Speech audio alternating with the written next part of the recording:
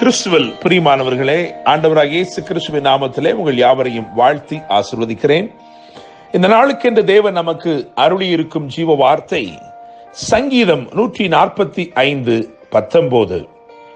அவர் தமக்கு பயந்தவர்களுடைய விருப்பத்தின்படி செய்து அவர்கள் கூப்பிடுதலை கேட்டு அவர்களை ரட்சிக்கிறார் என கேட்கிற தேவனுடைய பிள்ளைகளே, இந்த சங்கீதத்தின் மேல் விலாசத்தை கவனிக்கும் பொழுது தாவீது பாடின ஸ்தோத்திர சங்கீதம் என்று எழுதியிருக்கிறது. இந்த நாளிலே தேவன் நீங்கள் அவரை புகழ்ந்து ஸ்தோத்திரிக்கும்படி உங்கள் வாழ்க்கையில் தம்முடைய அதிசயமான வல்லமையை நிச்சயமாய் விளங்க பண்ணுவார். இந்த சங்கீதம் முழுவதையும் வாசித்து பார்க்கும் பொழுது தேவனுடைய 3 விதமான கிரியைகளும் 3 விதமாய் செயல்படுகிற அவருடைய கரத்தையும் நாம் காண முடியும். அவைகளை மாத்திரம் நாம் வரிசையாய் கிரமமாய் தியானிக்க போகிறோம். என கேட்கும் தேவனுடைய பிள்ளைகளே, இந்த வார்த்தைகளை தேவன் அருளுவதின் நோக்கம் இன்றைக்கு இந்த 3 விதமான கிரியைகளையும் இந்த 3 விதமாய் செயல்படும் தம்முடைய கரத்தையும் உங்கள் வாழ்க்கையிலே அவர் கொண்டு வந்து அமர்த்த போகிறார். நிச்சயமாய் அதிசயமானவைகளையும் அற்புதமானவைகளையும் ஆச்சரியமானவைகளையும் நீங்கள் காணும்படி செய்ய போகிறார். முதலாவது 3 விதமான கிரியைகளை நாம் தியானிப்போம். 5வது வசனத்தை கவனித்து பார்க்கும் பொழுது அங்கே உம்முடைய அதிசயமான கிரியை என்று எழுதியிருக்கிறது. இந்த 3 கிரியைகளையும் இஸ்ரவேலருடைய வாழ்க்கையோடு ஒப்பிட்டு பார்க்கலாம் என்று நான் நினைக்கிறேன்.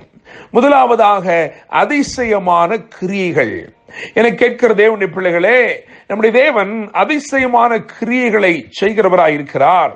யாத்திராகமத்தின் புஸ்தகம் 12ஆம் அதிகாரம் 35 மற்றும் 36 ஆகிய வசனங்களை கவனித்து பார்க்கும் பொழுது தேவனுடைய அதிசயமான கிரியைகள் எகிப்து தேசத்திலே வெளிப்பட்டது.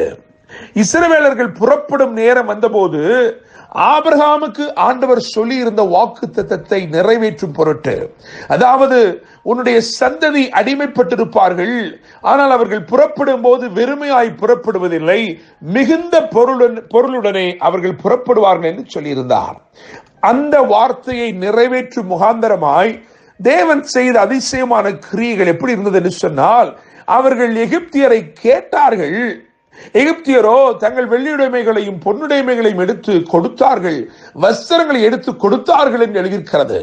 யார் கொடுக்கவே மாட்டார்களோ அவர்களை கொடுக்க வைத்தார். யார் கடின மனமுள்ளவர்களாய் இருந்தார்களோ, யார் இஸ்ரவேல் ஜனத்தை அடிமைகளாக எண்ணி பாவித்து நடத்தினார்களோ அவர்களே இப்பொழுது எல்லாவற்றையும் எடுத்து கொடுக்கிறார்கள். என கேட்கிற தேவனுடைய பிள்ளைகளே, ஆண்டவருடைய அதிசயமான கிரியைகள் உங்கள் வாழ்க்கையை வெளிப்படும் போது கடினமான இடத்தில் இருந்தும் உங்களுடைய தேவைகள் சந்திக்கப்படுவதை இந்த நாள் முழுவதிலும் நீங்கள் நிச்சயமாக காண்பீர்கள்.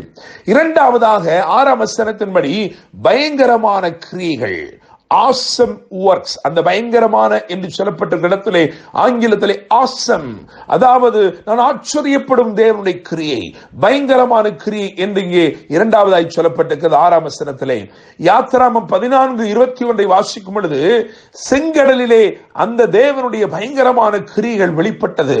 அந்த awesome work of God, it was revealed at the shore of Red Sea. என கேட்கும் தேவனுடைய பிள்ளைகளே, வசனம் அழகாய் சொல்லுகிறது, கர்த்தர் அந்த சமுத்திரத்தை ஒதுக்கினார், அது ஒதுங்கி வழி கொடுத்தது. அந்த வலிமை நிறைந்த திரண்ட தண்ணீர்களுள்ள சமுத்திரம் அது ஒதுங்கி வழி கொடுத்தது. தேவனுடைய பிள்ளைகளே, வறண்டு வழி கொடுத்தது என்று எழுதியிருக்கிறது. எனவே நான் நம்புகிறேன், விசுவாசிக்கிறேன், இன்றைக்கு கர்த்தருடைய பயங்கரமான கிரியைகள் உங்கள் வாழ்க்கையில் வெளிப்படுகிறது நிமித்தமாக உங்களுக்கு பாதைகள் உண்டாகிறது. வலிய ஜனங்கள் அல்லது பிரபலியமானவர்கள் உங்களுக்கு இடம் கொடுப்பார்கள். அவர்கள் ஒதுங்கும்படி கர்த்தர் செய்வார். யார் உங்களுடைய ஆசீர்வாதத்தை மறித்து நிற்கிறார்களோ, யார் தடையாய் காணப்படுகிறார்களோ அவர்களை கர்த்தர் ஒதுக்கி உங்களுக்கு கர்த்தர் பாதை திறந்து கொடுப்பார். 3வதாக வெளிப்பட்ட தேவ கிரியை, அதாவது 17ஆம் வசனத்தை கவனிக்கும் பொழுது அங்கே கிருபையை வெளிப்படுத்தும் கிரியைகள். 17ஆம் வசனத்திலே கிருபையை வெளிப்படுத்தும் கிரியைகள் என கேட்கிற தேவனுடைய பிள்ளைகளே, யாத்திராகமம் 33:16 கவனிக்கும் பொழுது அங்கே மோசே எப்படியாய் சொல்லுகிறான், எனக்கும் உம்முடைய ஜனத்துக்கும் உம்முடைய கண்களில் கிருபை கிடைத்தது என்பது எதினால் அறியப்படும். நீர் எங்களோட வருவதனால் அல்லவா என்று சொல்லுகிறார். என கேட்கிற தேவனுடைய பிள்ளைகளே, அப்படியாக இன்றைக்கு கிருபையை வெளிப்படுத்தும் கிரியைகளை கர்த்தர் உங்களுக்காய் இன்றைக்கு காண்பிக்க போகிறார். அது நிமித்தமாக அவருடைய கிருபை நிமித்தம் அவர் உங்களோட வரப்போகிறார். அவர் உங்களுடைய வருவதனாலே நீங்கள் விசேஷம் பெற்ற ஜனமாய் காணப்பட போகிறீர்கள். 3 விதமான கிரியைகள். முதலாவதாக அதிசயமான கிரியை, இரண்டாவதாக பயங்கரமான கிரியை, மூன்றாவதாக நாம் இங்கே வாசித்திருக்கிறோம் கிருபையை வெளிப்படுத்தும் கிரியை. என கேட்கும் தேவனுடைய பிள்ளைகளே, அதோட கூட சேர்த்து 3 விதமாய் செயல்பட்ட கர்த்தருடைய கரத்தை தியானிக்கலாம்.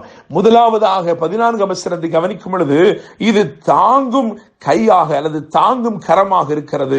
காரணம், விழுகிற யாவரையும் அவர் தாங்குகிறார் என்று எழுதியிருக்கிறது.